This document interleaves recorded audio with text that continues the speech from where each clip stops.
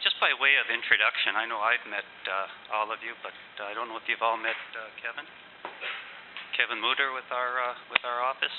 He's our I don't know what your official title is, but he looks after environmental assessment work, our project work, dealing with environmental assessments.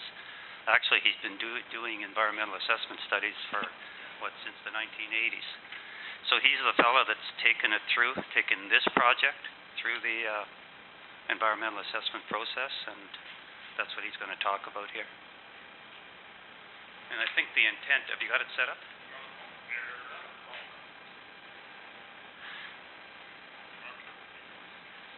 Just while he's getting it set up, just a few more words. I think the intent here is you've all been given a copy of our environmental assessment report.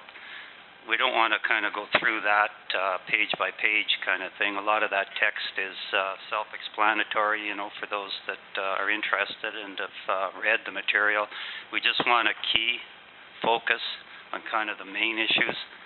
So we're talking about, what, Kevin, about 15, 20 minutes at the most, and then deal with any questions that might come up. Okay, can I turn it over to you then, Kevin? Thank you very much.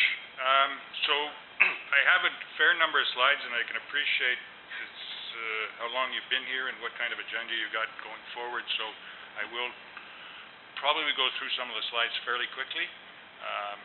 And if it's best to do, Mr. Chair, questions at the end or as we go along, I don't know. We're easy either way. If it's all right with council, I think to speed things up, we'll let you do your presentation and then do any questions at the last. Very good. Kevin? Thank you. Yeah. I'll keep that in mind in my timing. Okay, so basically what the intent of this presentation is to give you an idea of what we intend to present at a public information center, which is scheduled for January 19th.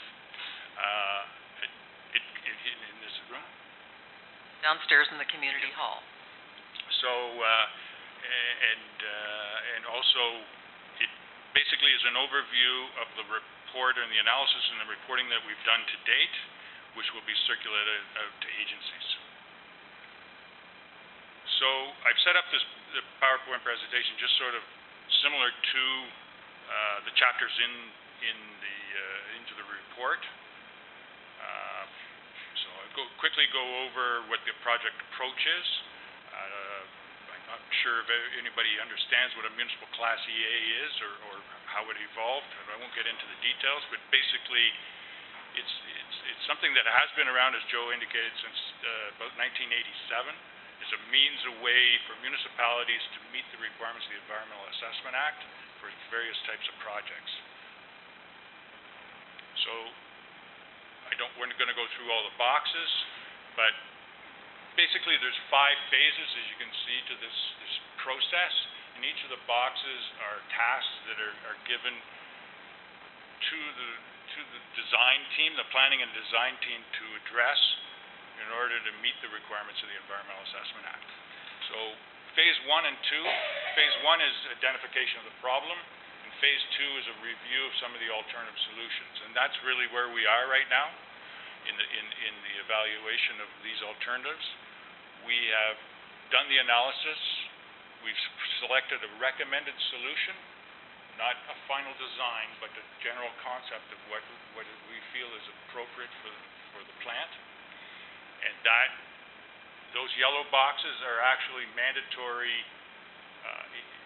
requirements to contact the agencies and public, so they get input into that decision before a final decision is made by council.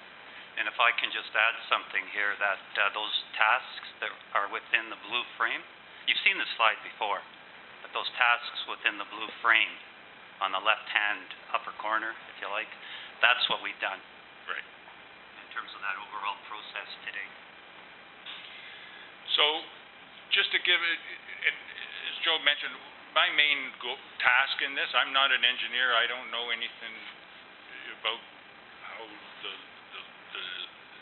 issues are going to be addressed at the plant or the designs or things of that nature. My intention and my role is to ensure that we adhere to the requirements of municipal Class EA. And a key component of that is, as we receive public and agency comments, those are compiled and addressed and responded.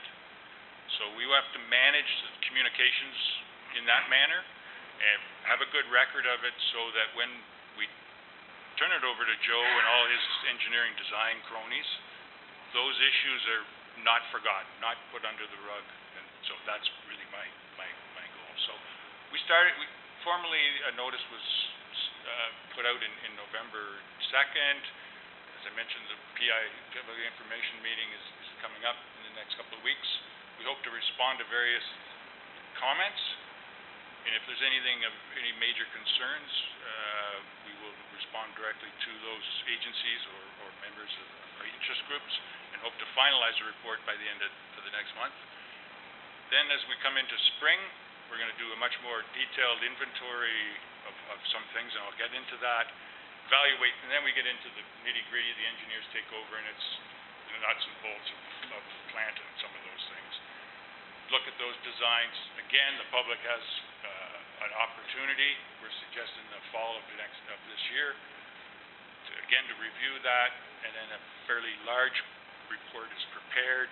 And again, people have options to review that. So it's just to give you an idea of, those are tentative dates going forward, but it gives you an idea that that type of input is very important for the whole process.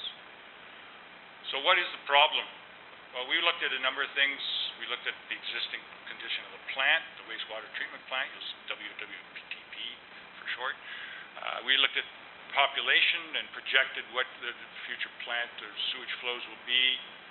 Looked at at historical flows and projected flows, and then, and more importantly, or not most importantly, but obviously looked at the existing effluent coming out of the plant and how it will meet existing requirements. So the plant's over 36 years old. There's a lot of old, and with that, a lot of aging infrastructure and